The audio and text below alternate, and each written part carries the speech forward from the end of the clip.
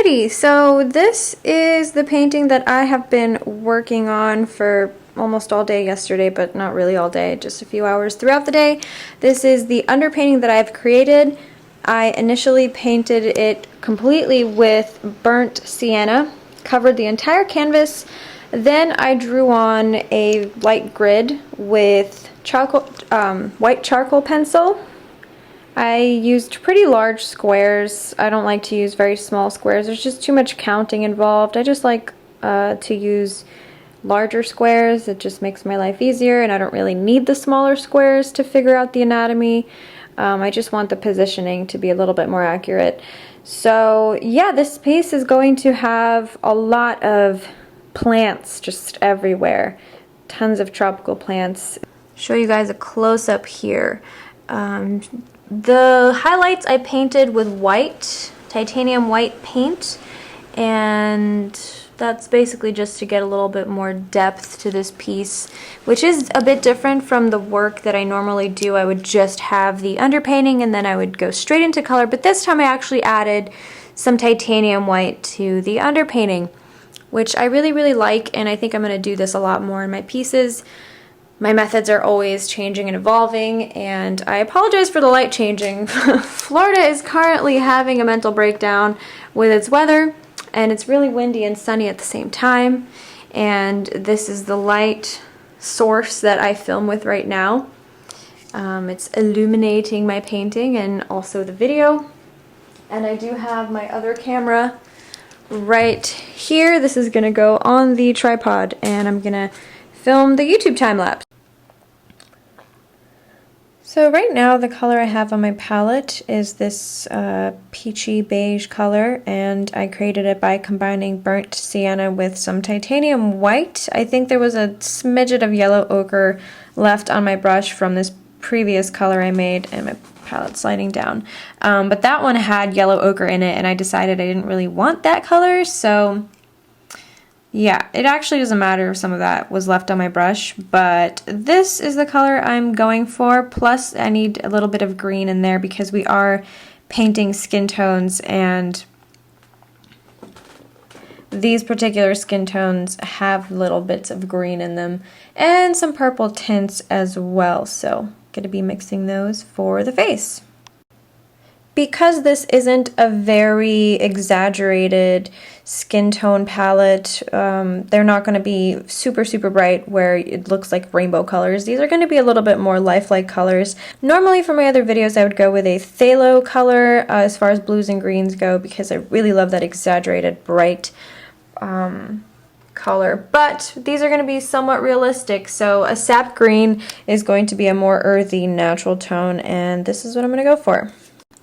Also, when I place colors on my palette, as you can see, I still have some old dried up ones from my prior painting session. I can usually tell where they were, and a lot of times I use the same kinds of color palettes, so all the most used colors I tend to stick with are already on my palette somewhere. I may not need all of them, but a lot of the common ones were already there. Like I have a phthalo green here, and I saw that there was sap green before, so I put fresh sap green on there because the leftover was like dried up completely.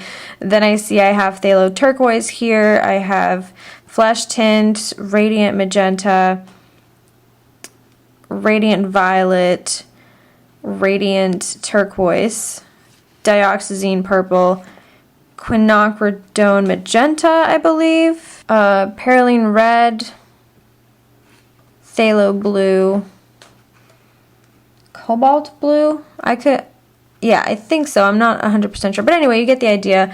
I kind of remember which colors were where and can identify them, but because they're dried up, I tend to just put more color on there. Yeah. So this is a color I would like to experiment with in the skin tones of the painting. It's Portland Warm Gray by Gamblin. So I'm just going to give it a new spot right over here, and as you can see, it's this very faded looking, almost violet color to me, at least. It is a gray, a shade of gray. It's a warmer gray. The color basically describes it perfectly. Portland Warm Gray. That explains it. but I think this color would go really well with mixing in other colors. So I, for example, could add a little bit of quinacridone magenta, which is a very transparent magenta that looks really beautiful in some skin tones. And the skin tones in this area right around here are going to have some warm pinks and slightly grayed shades, and I just want to see if this color can help me out.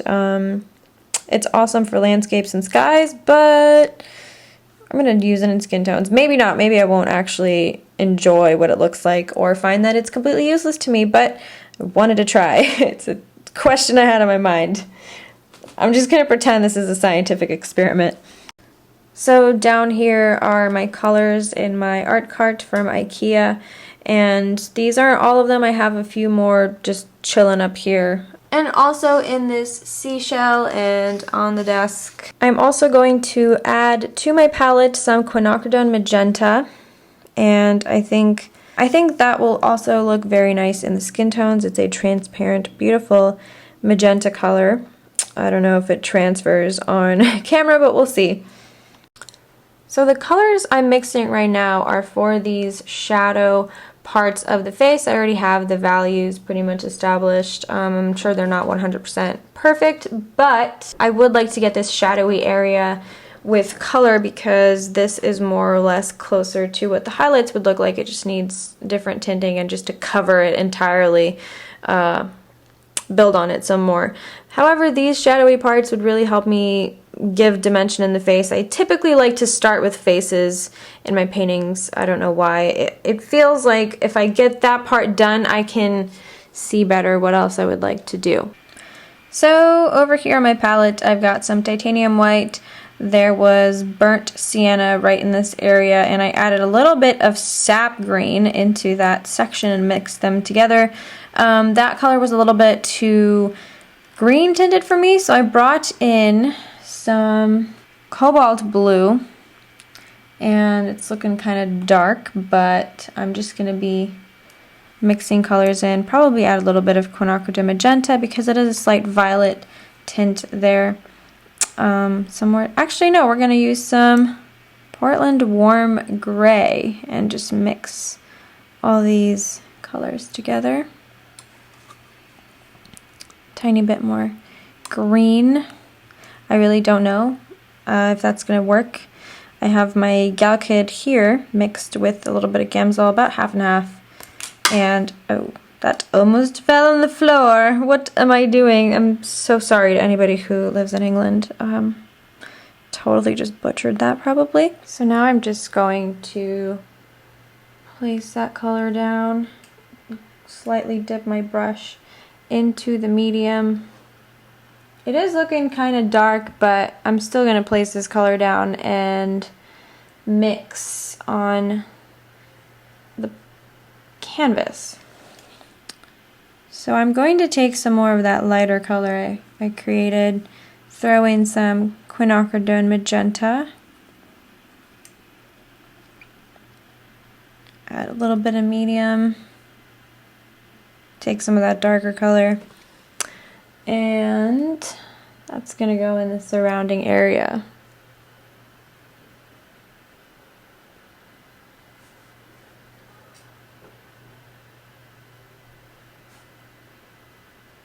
I'm just blending that throughout where I see the colors.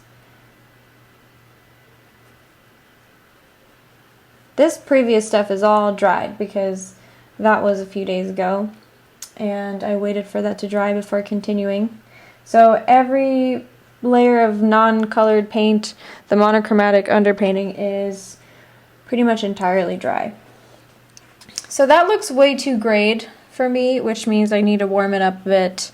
And for that I'm going to use more quinacridone violet, and I think we're going to need some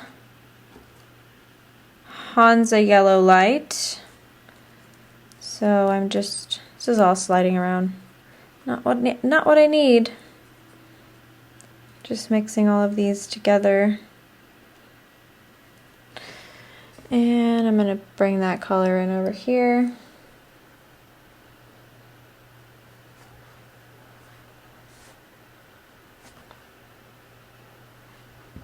I'm probably going to need to bring in more yellows. Maybe some Perylene Red, which is a very beautiful, transparent, bright red, but it's not quite so magenta tinted like the quinacridone magenta, or even the quinacridone red. Even the quinacridone red is a little bit magenta tinted, and I need pure red, which Perylene Red is almost like a non-transparent cadmium dark red.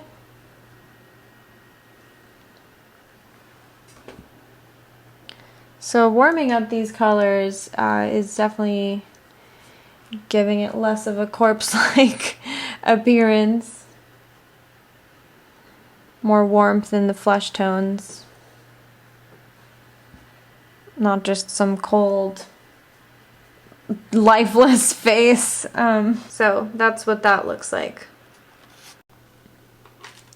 So I went ahead and added some Perylene Red to my palette. You can see the difference between the Perylene Red and the quinacridone magenta. They're both very beautiful transparent colors, but I'm going to show you the difference between them so you can sort of see how this is going to help me warm up my skin tone. So I already had some previous flesh tint that I mixed on my brush, but I'm just going to throw on some Perylene Red here on this palette. Do you see how bright that is? How vivid and saturated, but also transparent, so it ends up looking kind of, oh my god, what is that? So it ends up looking kind of peachy, even though it is a red when you add in titanium white. It's not pink, it's more peachy. I don't know how to say that, but I think it's a great color for adding some life into your faces. It's like a very natural blush. So that is just gonna get blended around this area.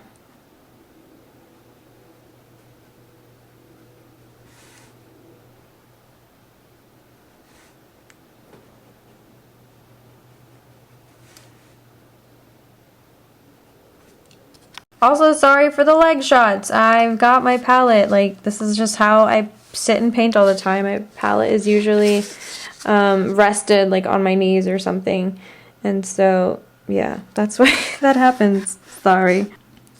I also brought in some Hansa Yellow Light right there. This is a beautiful semi-transparent yellow, great mixing color. So I'm going to add this to my palette, and we're going to create like a little bit more of something closer to an orange tint, and this is for some more sections of the face.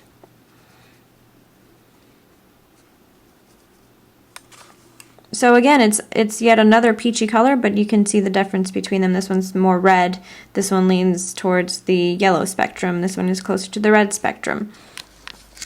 Both of those colors are going to be used here, but they're also used to transition from shadow to highlight. So sometimes having those transitions in the face helps it look realistic. Like that's a realistic light, because it's very interesting how light works.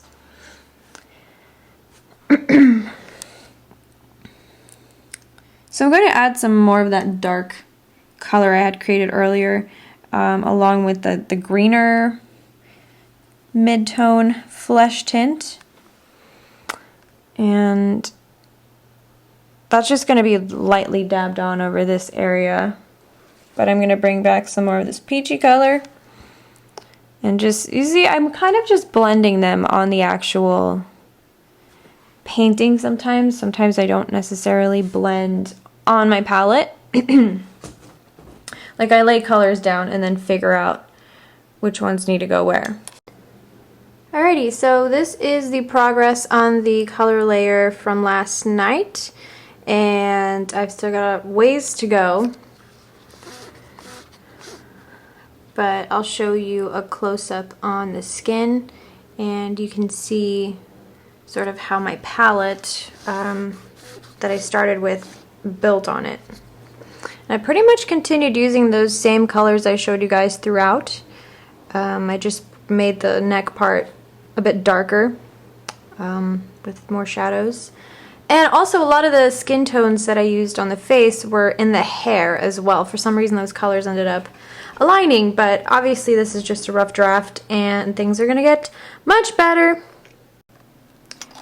So right now I am just building up the highlight here on the arm, and you can see that's what it looks like. It's not a completely white color, so in order to achieve that highlight color, the color I'm working with is titanium white very heavily, and then I just have very, very tiny amounts of burnt sienna in there, so it's like a slightly peachier color, and that's what I'm using. And I do have some Galkyd and Gamsol in this tiny little bottle cap also.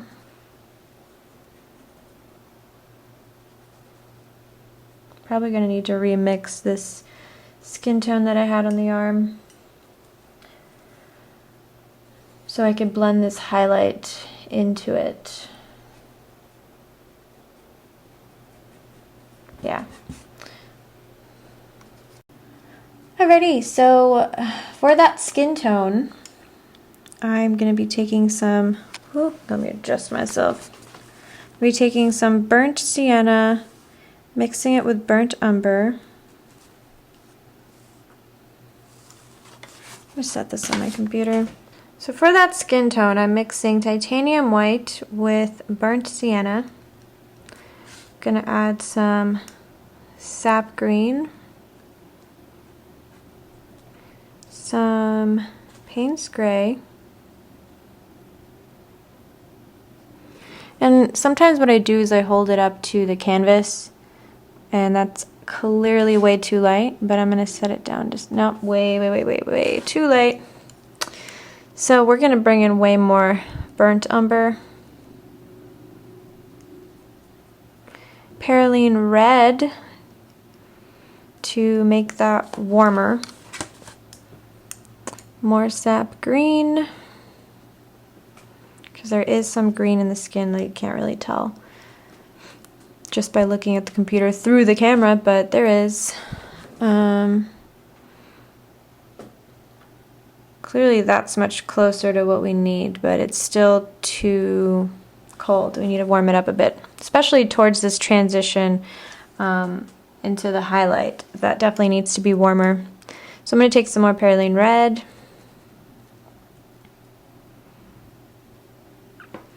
Some more burnt sienna. Titanium white. Let's see what that does. Yeah, that helps us out a little bit.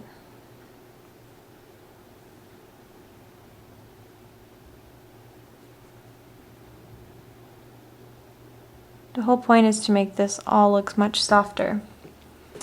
But I was definitely just starting on the arm last night, which means that I'm gonna need to be mixing skin tones for it either way, so this works out just fine. So with all of this that I've mixed here, I'm gonna add more burnt sienna, some more burnt umber, more sap green, a little bit of cobalt blue, more sap green, more Perylene red,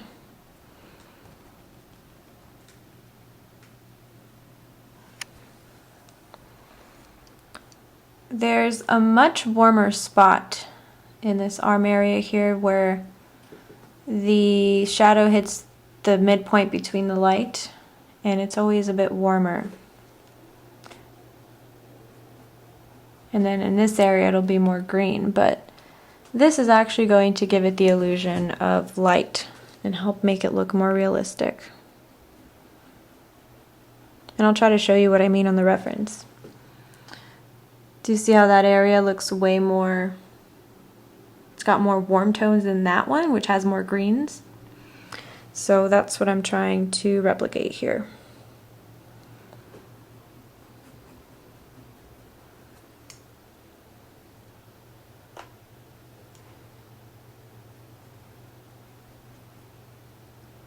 It almost feels like it hits a point where it's slightly darker, but it really isn't. Now for the other parts of the arm, I'm going to be adding more sap green into that. And and some burnt umber. See how that color looks. I feel like it's a bit more green than I actually need, but that's fine because I can always just balance it all out later. So, not a big deal. But this area actually ends up looking, it's actually not that bad. I think this color is a lot more what I needed than I thought.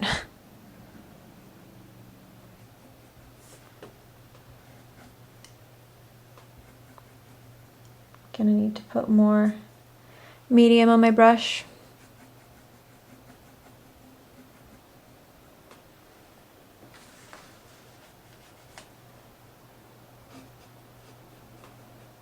This actually makes it look a little bit more messed up, but I know I'm getting somewhere. This all has a point and a purpose.